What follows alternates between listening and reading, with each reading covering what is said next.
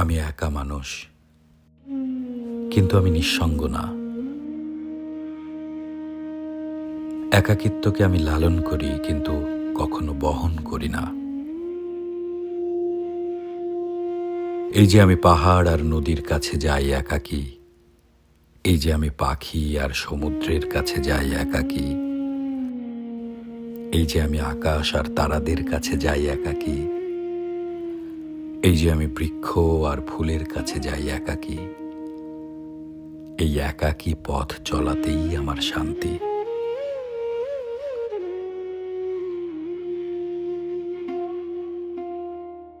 নিবিড় অরণ্যের গহীন নিস্তব্ধতায় চঞ্চলিত পাহাড়ি ঝর্ণা যেমন একাকী আপন মনে বয়ে চলে আকাশ মাতানো উল্লাসে, আমি তেমনি বুকের মধ্যে মস্ত এক একাকিত্বকে ধারণ করে প্রতি মুহূর্তে আপন মনে ভেসে চলি নিঃসীম আনন্দকে নিয়ে।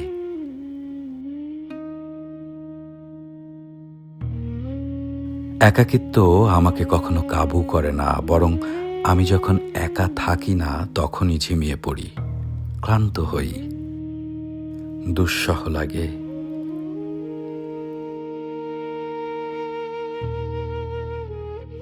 এই পৃথিবীতে প্রতিনিয়ত অগণিত মানুষ যেখানে একাকিত্বে ভুগছে, সেখানে কিছু বিরল স্বভাবের মানুষ একাকিত্বকে দারুণভাবে উপভোগ করছে। আমি সেই বিরল স্বভাবের মানুষদের মধ্যে একজন।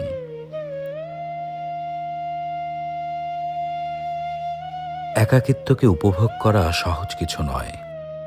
মনের গহীনে অন্য এক মানুষ সৃষ্টি করে নিতে হয়, যার সৌভাগ্য অনেকেরই হয় না।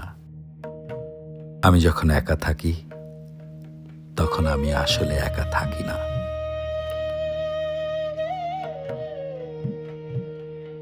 আমার ভেতরে সদা জাগ্রত এক রহস্যময় নিবিড় মানুষ লুকিয়ে থাকে।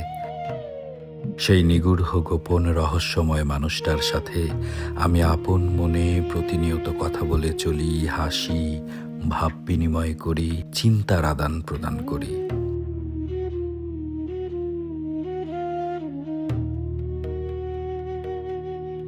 দিন শেষে সেই হাসি, আনন্দ, চিন্তাগুলো দিয়ে সৃষ্টি করে চলি কবিতার পর কবিতা। তারপর সৃষ্টি থেকে উদ্ভূত বিশুদ্ধ আনন্দগুলোকে ছড়িয়ে দিই বিস্তীর্ণ আকাশে। এভাবে কখন যে বিস্তর বিস্তর সময় পার হয়ে যায় তা আমি নিজেই জানি না।